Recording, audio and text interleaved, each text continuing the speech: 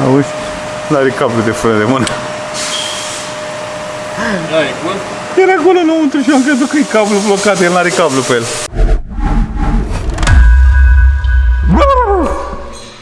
Salut, duleilor! Bine ați venit la Coasta de Est. A ajuns să avem o mașină mult mai frumoasă decât a mea. Avem o Honda Prelude. Dar până la Honda vrem să abordăm elefantul din cameră, care ne-a pus pe gânduri și am zis că vrem să discutăm cu voi despre chestia asta. Practic vrem să vorbim despre cel mai neserios service din sectorul 2, din Colentina, adică noi. Glumesc, voiam să abordăm treaba asta pentru că mi se pare normal să discutăm și cu voi despre asta. Sunt în total, de când s-a deschis serviciul, 8.000 de mașini aproximativ care s-au făcut. Din cele 8.000 de mașini am primit undeva la 280 de review-uri. Procentul nu e extraordinar. În mare parte oamenii nu dau review. Din cele 280 de review-uri sunt aproximativ vreo 80 negative, de astea. Înainte să luați decizia de a ne contacta pentru vreo lucrare, invităm pe toți dintre voi să luați absolut toate review-urile, cum le-am luat și eu, de la primul până la ultimul. Practic, voi o să judecați aici dacă este vorba despre neprofesionalism, lipsă de respect sau de lăsare, cum probabil cred o parte dintre cei care ne-au dat, sau poate toți cei care ne-au dat acele review-uri de astea. Realitatea este că noi până să începem canalul de YouTube aveam foarte mult de lucru oricum. Bineînțeles că odată ce a început canalul de YouTube, voi ați văzut materialele, v-a plăcut stilul de lucru și cum se face treaba la noi și ați început să ne contactați. Noi la început eram 6, 7, 8. Voi la început erați 1000, 3000, 5000, 10000. Noi acum suntem 11 în total, cu tot cu Alex și cu Rareș, care se ocupă de materiale. Deci, practic, în service efectiv lucrează 6 oameni, da? Voi acum sunteți 200.000. Alte comentarii spuneau, dar de ce nu spuneți și despre mașinile pe care le refuzați? Spunem acum că nu avem cum să le reparăm pe toate, pentru că multă lume vrea. Am și un ambreiaj, puteți să mă ajutați săptămâna viitoare? Nu. Am și eu de făcut un motor, aș vrea să-l fac până la sfârșitul lunii, că plec din țară. Nu. Avem programări foarte multe, făcute din timp și facem tot posibilul lucrările mici să putem să le programăm rapid. Dar cele mari nu se poate că sunt făcute în avans. Pe următoarele 2 luni de zile este super full și nu era voință. Problema e simplă, noi suntem puțini, voi sunteți foarte mulți. Sunt destul de sigur că mulți dintre voi ați spune, păi, dar și care e problema? Dar de ce vă zgârciți? Angajați oameni! Da, înțeleg ideea, dar în același timp, noi suntem 11. Dacă de mâine am fi 21, spre exemplu, de mâine vin 10 oameni noi, 5 mecanici, 3 ucenici și 2 oameni la recepție, da? Și asta ce ar însemna? Ar crește enorm volumul lucrărilor, am avea capacitatea de lucru mai mare, bineînțeles ar crește încasările, dar să fim sinceri, 10 oameni noi odată înseamnă că ar scădea masiv calitatea lucrărilor și pentru că nu vrem să facem chestia asta, o să creștem în ritmul nostru organic și oricât de mult ne-am dorit să mulțumim pe toată lumea, suntem convinși că nu o să reușim, dar o să facem tot posibilul să ne facem treaba cât mai bine. Încă ceva legat de review-uri, 99% dintre cei mulțumiți nu dau niciodată review și 100% dintre cei nemulțumiți dau review. Problema e alta. Din cei nemulțumiți care dau review, foarte mulți n-au fost niciodată la noi.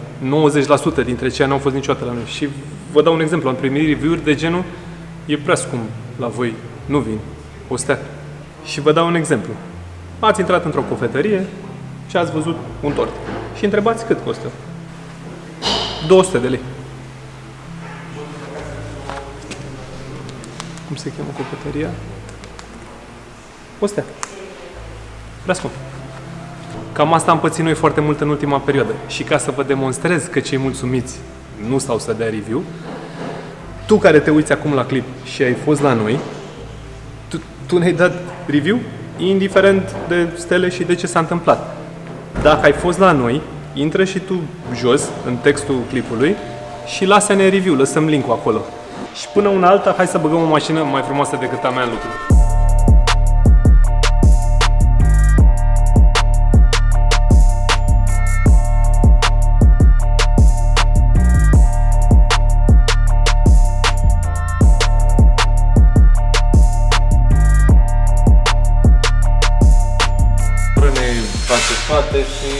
rulmeni în spate și bilete capete de bară, adică suspensie avem mult. Da. Tu ce zici, cum vrei să o luăm? Păi și am să facem tot ce ține de rost prima dată.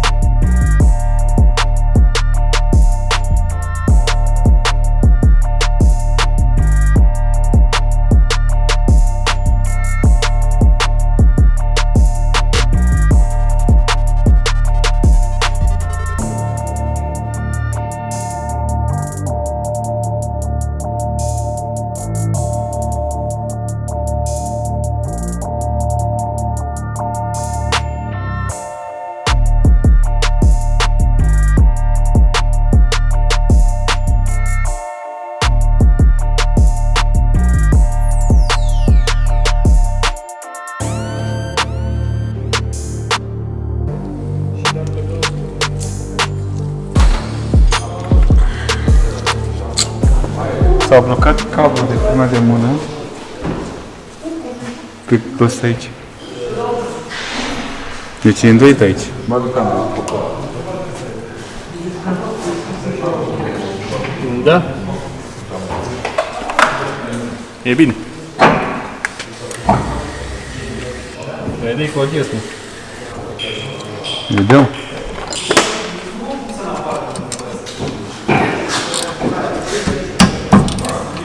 E blocat retrierul complet, nu știu cum o scot de aici. Și pe cablu, și pe mecanism. Păi dar nu e ideea că e trierul blocat și... Păi nu, dar nu-i pe pistonat. am E înțeles. blocat și pe partea din cablu din spate, pe mecanism. Nu știu cum o scot de aici.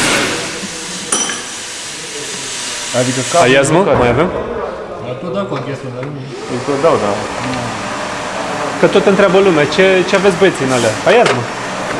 Ia zi, mă.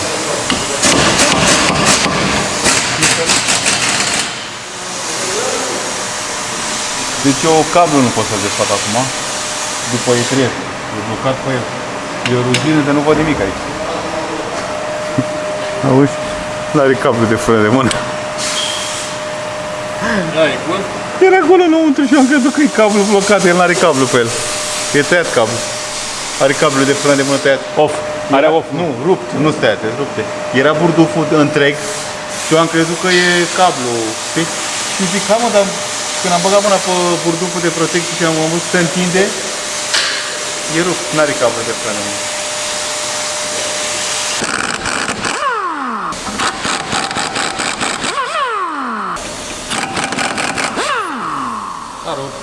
Ce-a dat furtunul acum. Da, eu zic să las așa momentan, când e prea de lichid, facem duș.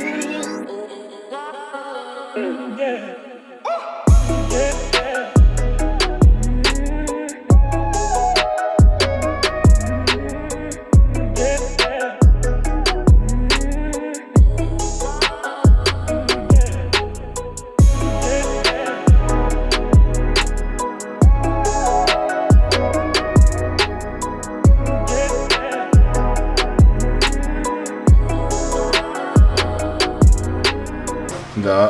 Ultimul de capac. Aici e un pic de ulei. Normal. Oh, e Joja cumva? Nimeri la Joja? Ce jos de ciudat are asta. Bă, cred că aici e Joja. Trebuie să fie o cârpă. Să vedeți ce nivelare.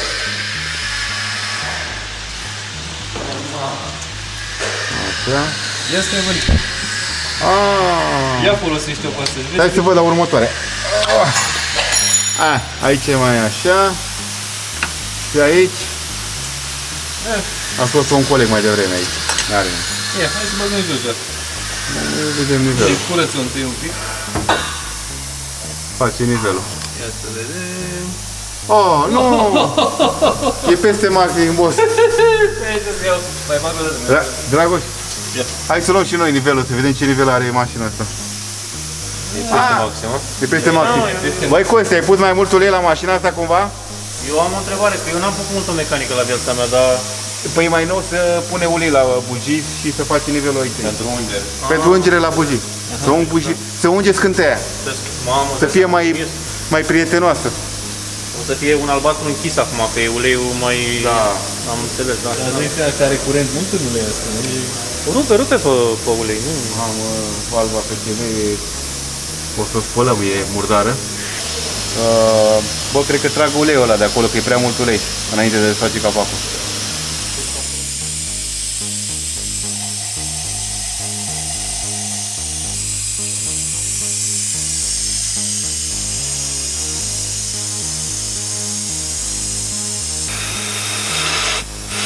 Am auzit.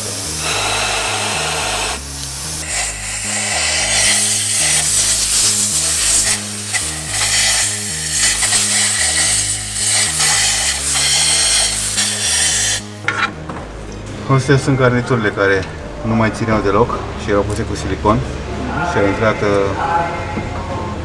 ulei în ele, în bugii. Cu fiere vechi de fiecare dată când desfaci un dată. Parcă e parcă e făcută Parcă să e mor. făcut, salut. A venit, nu cred. S-a auzit exact când Fratele meu, Uisam! ați dat jos capacul. Fratele meu, Uisam, să vină un pic încoace, te rog frumos. Acolo se lucrează unul singur, un singur mecanic. Care e mecanic? Bătrânțe. Niciun. Dați-mi bani. Păi din doi faci un și lucrează mecanic. No, șef, nu merge așa. Trebuie să te formezi fiecare. Du-te și să le bagă în aparatul de spălat, te rog frumos. Ce, dar a scos păleu. Ha? L-a scos păleu, că antena fără. Ia uite. Asta fac la mine. Ia uite-mă să bat pe el, nu pot să cred.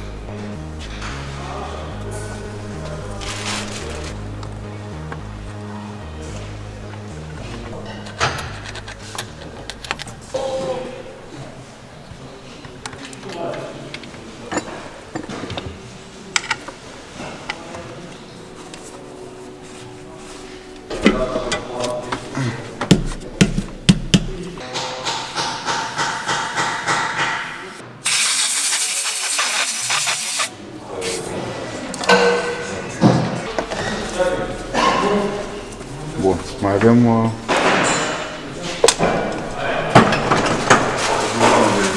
Aici. Care e ce problemă? Nu-i zice? Să schimbăm un o-ring Da. de la Delco.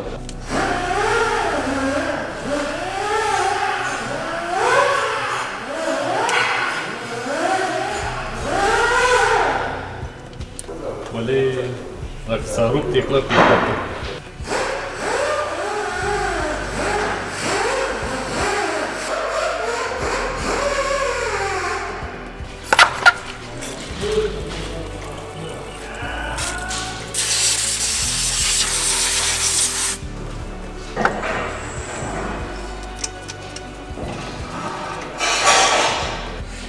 Și hai să auzi, am primit ordin. Dacă e ordin cu plăcere, să-i dăm ok. E ordine de plăcere. Simți bine, volan ca asta. Asta e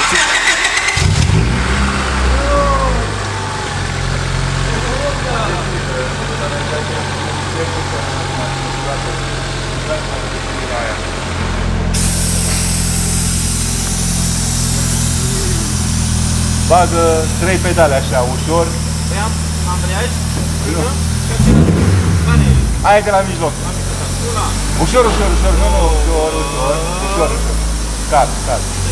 Până la podea, ca să nu zic altfel.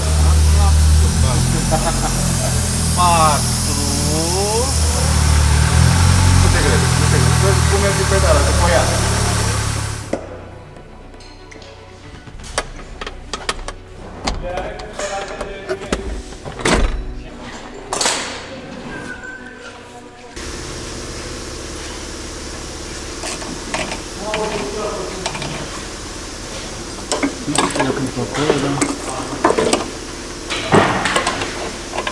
Și iată, aici ar fi pe aici și aici ar fi pe afară.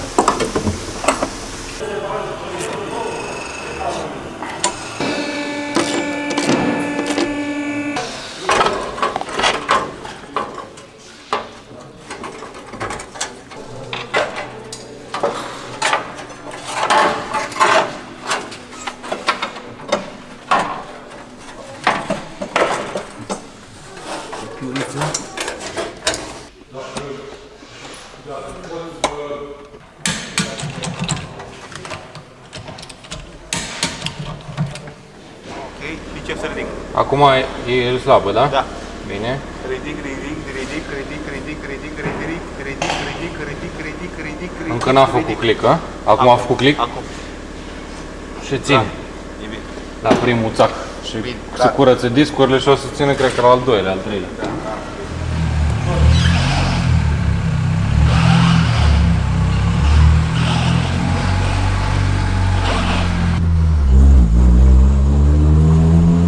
Aude, tot, e suficient. De tabă. Mă întorc înapoi. Ce, atinge tabla? Da. Gata, vezi acum. Cum e, Vali? Cum? Cum e? Ca în Honda. Fix ca în Honda. Fără vâtec. Da. Auzi.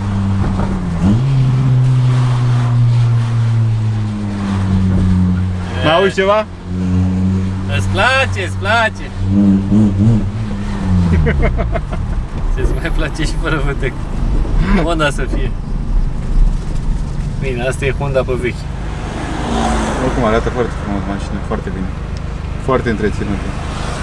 Da, îmi place mult de tot. Bine, la interior.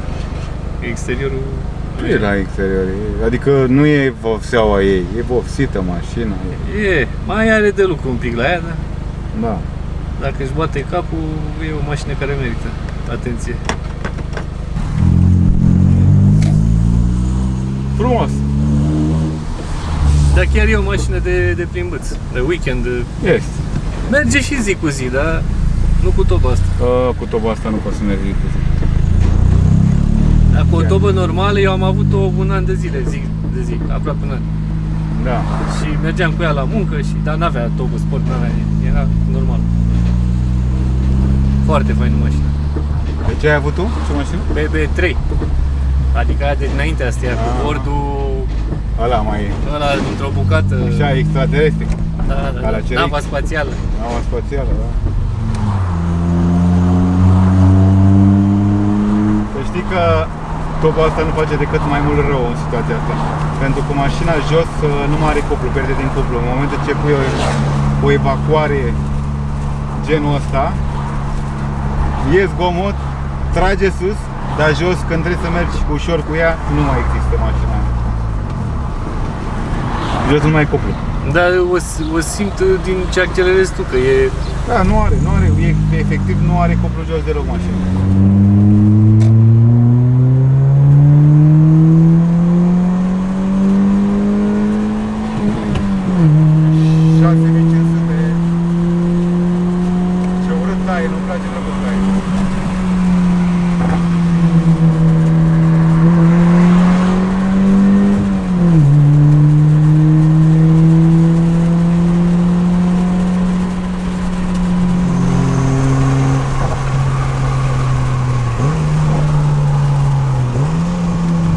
Deci, concluzie la acest Honda Prelude, Vali? Frumoasă. Și în interior și exterior. Deci și pe înăuntru și pe în afară o frumusețe de mașină. Păi da, să o stăpânească sănătos. Și să aibă grijă de ea. excepții mai rare. Da, așa e. Înapoi la serviciu. La clipul cu Citroenul am promis 4 capre. Aveți aici undeva pe ecran comentariul câștigător. JR ai câștigat 4 capre. Deci spor la lucru în curte. Și acum în final am vrea să ne spuneți ceva informații tari despre Honda Prelude. În afara faptului că e mai marfă decât Honda mea. Da, deci orice în afară de asta. Și până data viitoare.